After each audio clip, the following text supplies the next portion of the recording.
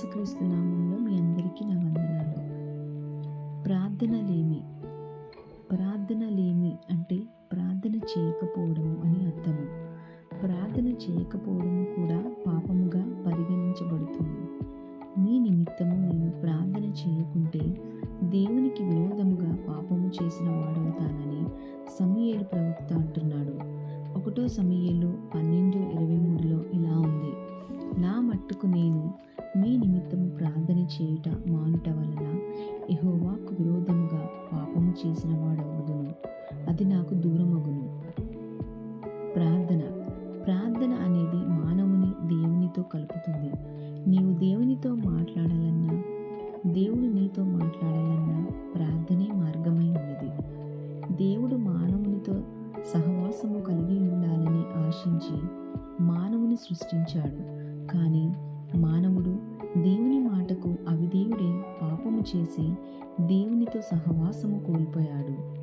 యేసుక్రీస్తు శిలువ మరణము ద్వారా తిరిగి మనము తండ్రి అయిన దేవుని అబ్బా తండ్రి అని మొరపెట్టడానికి, ఆయనతో సహవాసము చేయడానికి మార్గము ఏర్పడింది. కాబట్టి ప్రతి విశ్వాసి ప్రార్థన చేయాలి. ప్రార్థన దేవుని ఆశీర్వాదములను దింపుతుంది. ప్రార్థించేవారు పాపము చేయలేరు, పాపము చేసేవారు ప్రార్థించలేరు. ప్రార్థన నిన్ను పవిత్రునిగా ఉంచుతుంది. యేసు ప్రభువు శరీరధారిగా ఈ లోకములో ఉన్నప్పుడు ప్రతి విధమైన ప్రార్థన చేశాడు. పెందలకడనే ఇంకా చీకటిగా ఉన్నప్పుడే అరణ్య ప్రదేశమునకు వెళ్ళి తండ్రి అయిన దేవునికి ప్రార్థన చేశాడు. మధ్యాహ్నము వేళ ప్రార్థించాడు. సాయంకాలము వేళ జన సమూహములను పంపివేసి శిష్యులను వీడ్కొలిపి కొండ ప్రాంతమునకు వెళ్ళి ఏకాంతముగా ప్రార్థన చేసేవాడు. రాత్రంతా ప్రార్థనలో గడిపేవాడు.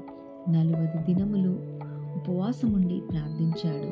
శిలువ మరణమునకు ముందు గెత్సెమనే తోటలో వేదనతో ప్రార్థించాడు. తన చెమట రక్త బిందువులుగా మారునంతగా దుఃఖాక్రాంతుడై చింతాక్రాంతుడై ప్రార్థించాడు. యేసు ప్రభువే ఇంతగా ప్రార్థన చేస్తే మనం ఎంతగా ప్రార్థన చేయాలి? పరిశుద్ధుడైన ప్రభువే ప్రార్థన అవసరమైతే నీకు నాకు మరి ఎంతగానో అవసరమై ఉన్నది. కాబట్టి విశ్వాసులు ప్రతి విధమైన ప్రార్థన చేయాలి. ప్రభువు యొక్క ప్రార్థన జీవితము మనకు మాదిరిగా ఉంది. విశ్వాసులు అన్నిటికీ సమయము కేటాయిస్తారు, కానీ ప్రార్థనకు సమయం కేటాయించరు. సాతానుడు నీ ప్రార్థన సమయమును ఏదో విధముగా దొంగిలిస్తాడు. కాబట్టి మెలకువ కలిగి ప్రతి సమయములో ప్రతి విధమైన ప్రార్థన చేయాలి. సాతానుని జయించాలి. ప్రార్థన చేస్తే దేవుడు శోధనలో నుండి, కీడు నుండి తప్పిస్తాడు. ప్రార్థన ద్వారా దేవునితో ఎల్లప్పుడూ సహవాసము కలిగి ఉండాలి. మనము సుఖముగా నెమ్మదిగా బ్రతుకు నిమిత్తము మనుషులందరి కొరకు ప్రార్థన చేయాలని అపోస్తులైన పౌలు ఇలాగా వ్రాస్తున్నాడు. 1 తిమోతి 2:1-3 ఇలా ఉంది: మనము సంపూర్ణ భక్తియు మాన్యత కలిగి నెమ్మదిగాను సుఖముగాను బ్రతుకు నిమిత్తము అన్నిటికంటే ముఖ్యముగా మనుషులందరి కొరకును, రాజుల కొరకును, అధికారులందరి కొరకును విజ్ఞాపములను, ప్రార్థనలను, యాచనలుగా కృతజ్ఞతాస్తుతులను చేయవలనని హెచ్చరించుచున్నాను. ఇది మంచిదియు మన రక్షకుడగు దేవుని దృష్టికి అనుకూలమై ఉన్నది. దేవుడి వాక్యాన్ని దీవించి ఆశీర్వదించునుగాక.